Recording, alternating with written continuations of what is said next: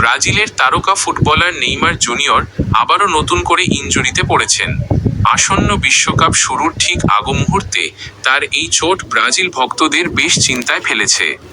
নেইমারের চোটের বর্তমান অবস্থা এবং সর্বশেষ আপডেট নিচে তুলে ধরা হলো। চোটের ধরন ও বর্তমান অবস্থা। ইনজুরির ধরন: গত 17 মে সান্তোসের হয়ে খেলার সময় নেইমার পায়ে চোট পান। পরবর্তীতে এমআরআই পরীক্ষায় তার পায়ের কাফ মাসলে গ্রেড 2 স্ট্রেইন বা পেশির চোট ধরা পড়ে। প্রস্তুতি ম্যাচ থেকে ছিটকে যাওয়া: ইনজুরির কারণে তিনি পানামার বিপক্ষে প্রথম প্রস্তুতি ম্যাচে খেলতে পারেননি।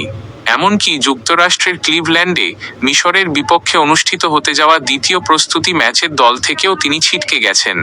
পুনর্বাসন ও পরীক্ষা: নেইমার বর্তমানে দলের সাথে ক্লিভল্যান্ডে না গিয়ে নিউ জার্সিতেই অবস্থান করছেন। সেখানে তার ইন্টেন্সিভ ফিজিওথেরাপি ও বিশেষ পুনর্বাসন কার্যক্রম চলছে। চোটের বর্তমান পরিস্থিতি এবং অগ্রগতি সঠিক মাত্রা বোঝার জন্য আগামী সোমবার 8 জুন তার আবারও একটি এমআরআই স্ক্যান করা হবে।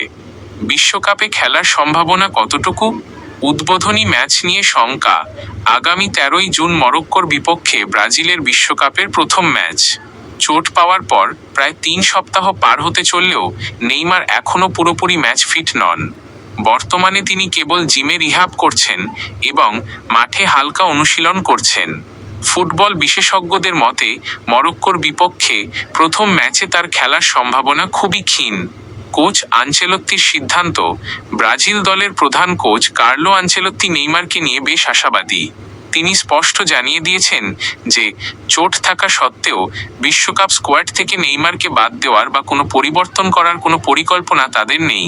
টুর্নামেন্ট চলাকালীন তিনি দ্রুত ফিট হয়ে উঠবেন এবং দলের সঙ্গেই থাকবেন, এমনটাই বিশ্বাস টিম ম্যানেজমেন্টের। সংক্ষেপে বলতে গেলে বিশ্বকাপের প্রথম বা দ্বিতীয় ম্যাচে নেইমারকে পাওয়া না গেলেও টুর্নামেন্টের পরের ম্যাচগুলোতে তাকে সম্পূর্ণ ফিট অবস্থায় মাঠে নামানোর লক্ষ্যেই বর্তমানে মেডিকেল টিম কাজ করে যাচ্ছে।